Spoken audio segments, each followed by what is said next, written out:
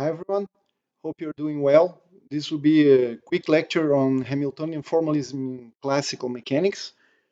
We'll try to discuss the Hamilton equations of motion, Poisson brackets, and some examples. It will be just a very brief overview of the Hamiltonian formalism. So we may ask, what is the Hamiltonian in classical mechanics, right? So what is the Hamiltonian?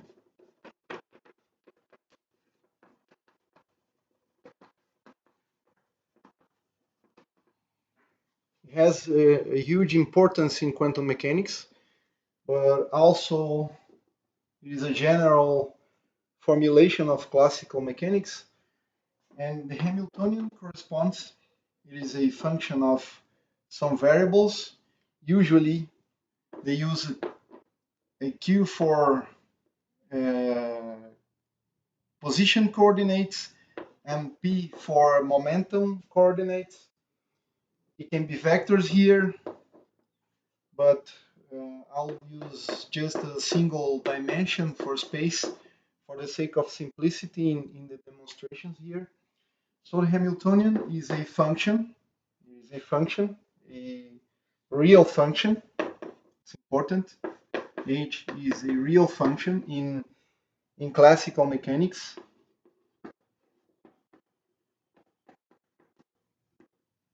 And it corresponds to the summation of all the energies. You must sum energies here. So kinetic, potential, energies, you sum them up. And they are functions of momentum and position, right? They are the kinetic and the potential energies are functions of the momentum and the position of a particle or a collection of particles. So the Hamiltonian is the sum of all the energies of all the particles if you are dealing with more than one particle, all right?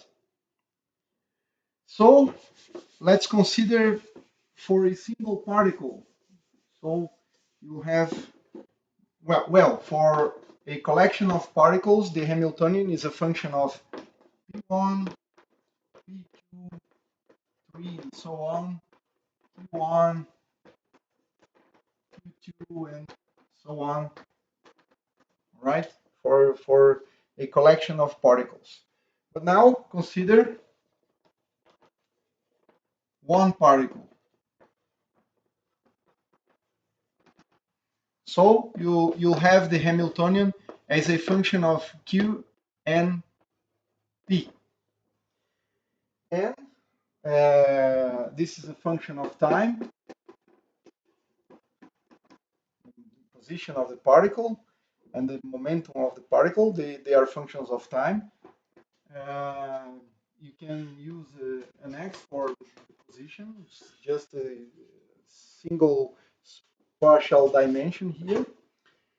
And for a single particle, you will have a function of this type here, a kinetic energy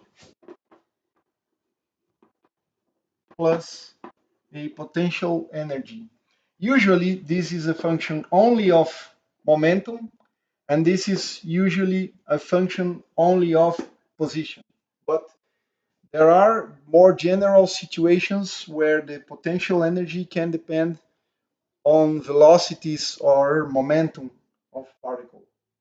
All right, so these are the two coordinates, the relevant coordinates in describing the Hamiltonian, and they are considered to be independent. So the derivatives of position with respect to momentum and vice versa are set to zero, or it is zero, right? So they are treated as independent variables in classical mechanics.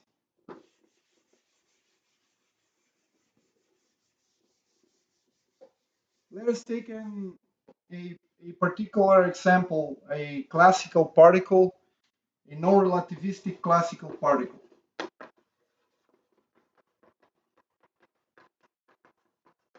Classical.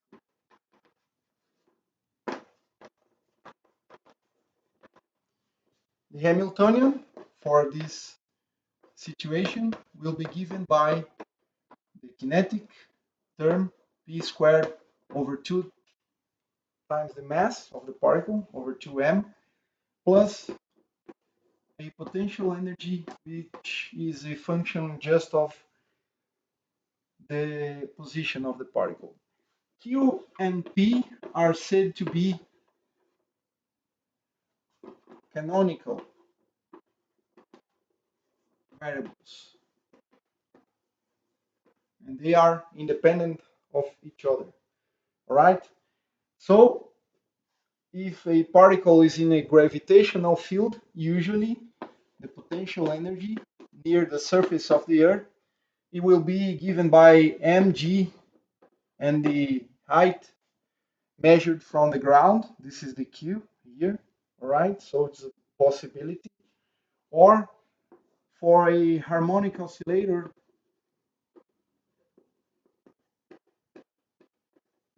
as another example, the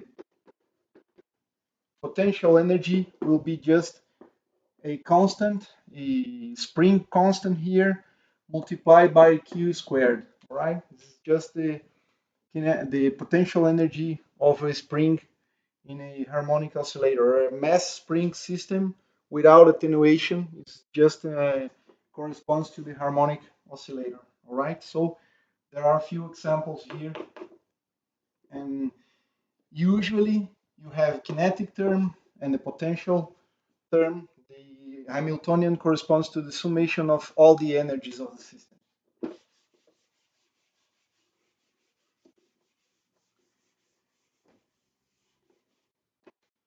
Well, this term p squared over 2m, many of you may have found it written as mv squared over 2. This is kinetic energy, but the canonical variables are p and q, so you need to use momentum instead of velocity. But remember, velocity is just momentum divided by mass.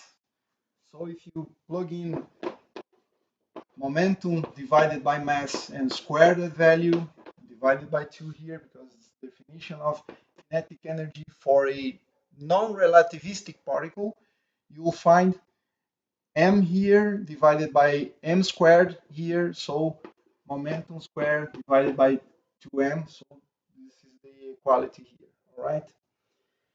There are a formalism called the Hamilton's equations, or the Hamilton equations.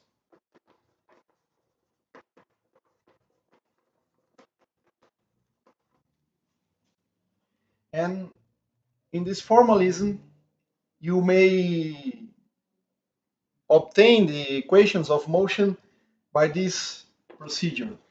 P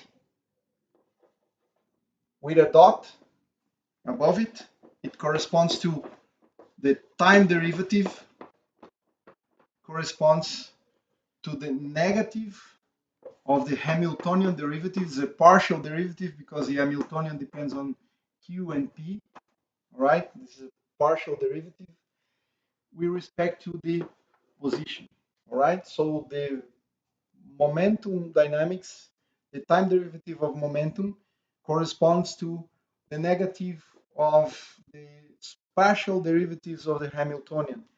And this usually is just the gradient. If you have a set of coordinates, the gradient, the negative of the gradient of just the potential energy here. And the q dot, which corresponds to the time derivative of spatial coordinates, correspond to just derivative with respect to momentum, right? These are the equations of motions in the Hamiltonian formalism. you can have a set of components for the momentum, so you can have a px, py, and pz, or many particles. So a j component of all the momenta, the equation corresponds to the qj component here, and also here. So you can have many particles in this system. So for a single particle with just one spatial dimension, you don't need this subindex. But if you are dealing with the vector of particles, a set of particles, suppose P1, P2, and so on, and same for Q, it's a vector, and you need to have three spatial components for this, and the J runs for from 1 to a given n, all right? If you have n particles, you have the Hamiltonian to be a function of 3, because three-dimensional n particles corresponding to the q variables, plus 3 multiplying the n number of particles for the p components, the three-dimensional components of the momentum and position. So you have 6n degrees of freedom. So you'll find 6 times n equations of motion. For instance, if you are interested in the time derivative of x component of the first particle, you'll derive the Hamiltonian, differentiate the Hamiltonian, negative of that, with respect to the q, the x component of the first particle. So you have just one equation. In total, you will have 6n equations. All right, that's it. So let's use the harmonic oscillator as an example.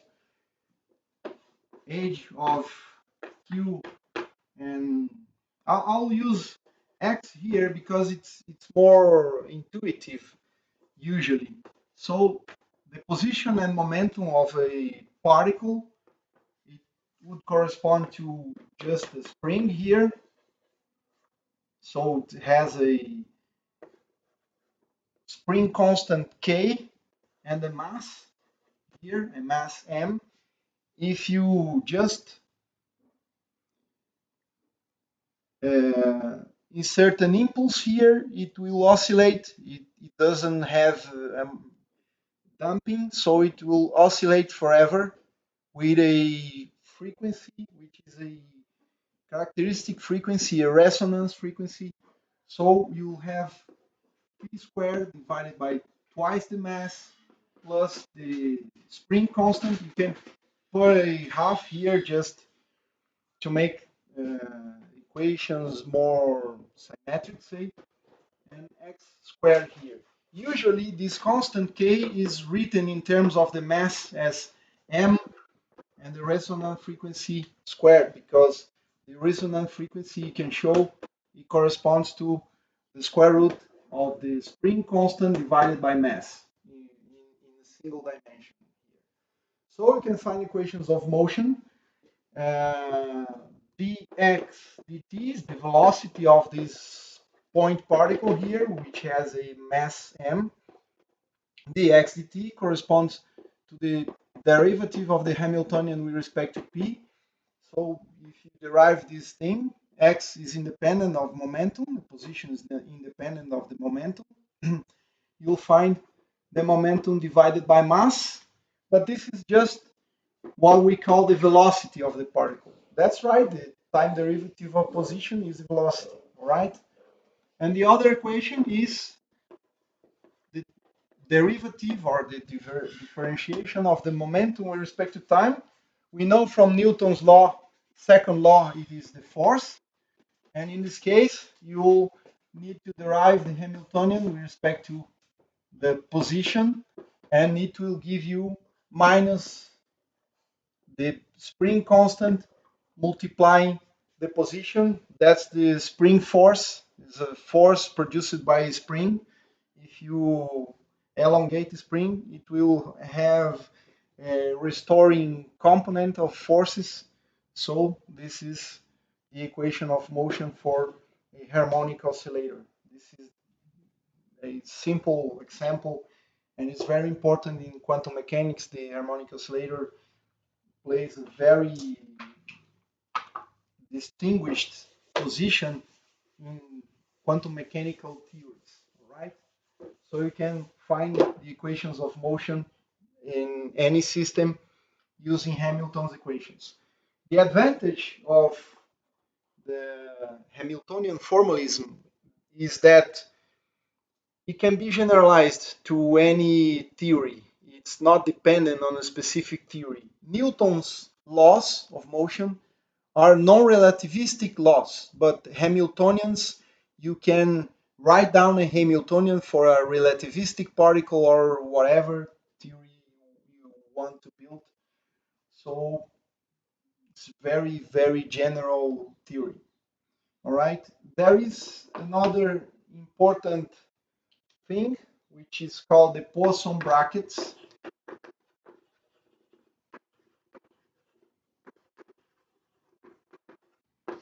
They are defined in classical mechanics as a for two variables, say A and B.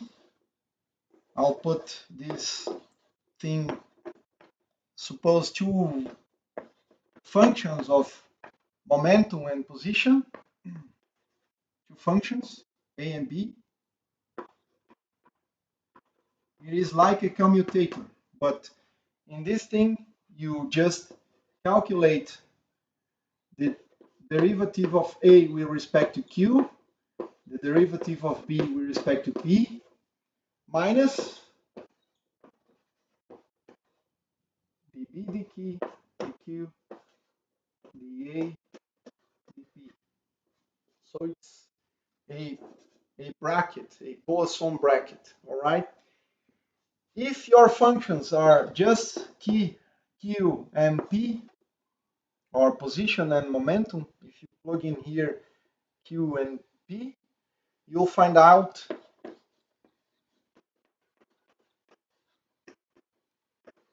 D. The derivative of Q with respect to itself is 1. The derivative of a momentum with respect to itself is 1. So 1 times 1 minus B is P. And the derivative of momentum with respect to position is 0. And the other also 0. So we'll find it to be 1. So in classical mechanics, there is a structure which is very similar to commutation relations used in quantum mechanics, which are called the Poisson brackets. So a Poisson bracket is just one for canonical variables, which are position and momentum components. All right, if you have more than one variable, you sum up. If it's vector, it's a vector. You sum over all the indices here and here in classical mechanics. All right, but let us confine ourselves to just a single dimension. So, in the previous lecture, we have shown that in quantum mechanics, the operator form of this equation, the x component of the momentum commutated with the position, the x component of the position, corresponds to the imaginary unit multiplied by the Planck constant, the h bar. So in quantum mechanics, this is an operator. It corresponds to I h bar, this partial derivative, This is an operator. And in classical mechanics,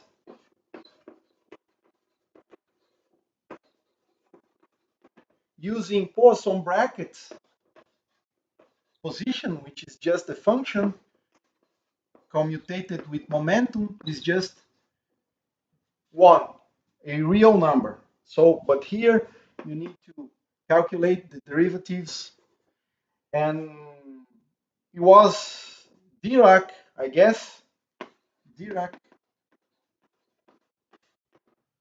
which saw the resemblance of these formalisms, and in quantizing a theory, Dirac postulated that you just need to replace Poisson brackets by commutators and you quantize the theory of a particle. You'll find a quantum mechanical theory just replacing the Poisson brackets by commutators and the one by I h bar. So it's a very important analogy. It was Dirac who first noticed that analogy, right? And in general, the Poisson bracket and the Hamiltonian formalism has a very, very strong resemblance to Heisenberg's equation of motion. But notice first the following thing. If you want to calculate in classical mechanics Poisson brackets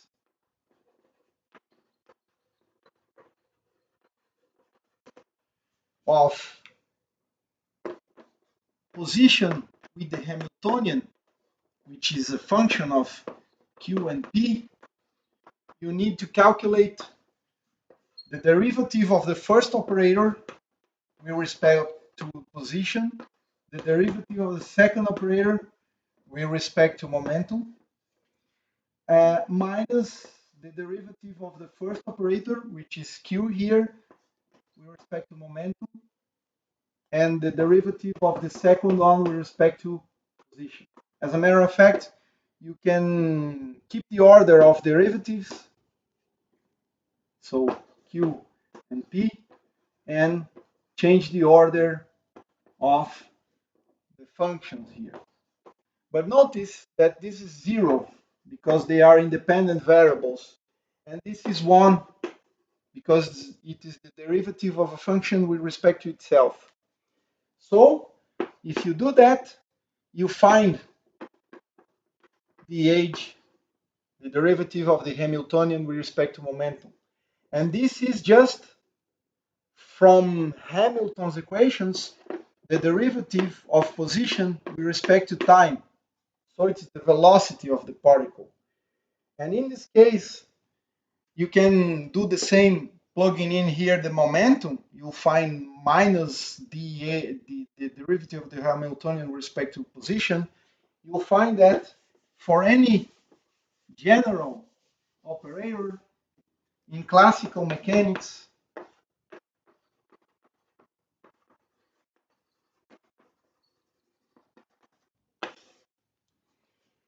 you have a time derivative of a given operator, which is a function of momentum and position. It will correspond to the Poisson bracket, which is a form of commutator in classical mechanics, the Poisson bracket of that function with the Hamiltonian. So it is dA dq, dH dp, minus, you can keep the order of derivatives, but exchange or permutate the operators here. All right? This will be the dynamical equations for a given any given operator, which is a function just of momentum and position. All right? In classical mechanics. In quantum mechanics, we'll see later the equations of motion in the Heisenberg picture, Heisenberg's equations of motion, is very similar, but here you would have a quantum mechanical operator, time derivative of a quantum mechanical operator here. You would need to replace the classical Poisson bracket by a commutator of the function, the operator with the Hamiltonian, and divide it by I h bar. That's the recipe for doing a quantization of a theory, of a classical theory. This will allow you to find a quantum mechanical version. So in Heisenberg's version of quantum mechanics, it is very similar. It's analogous to the classical dynamics, but just you need to replace functions by operators and Poisson brackets by commutators. All right, that's what you need to do.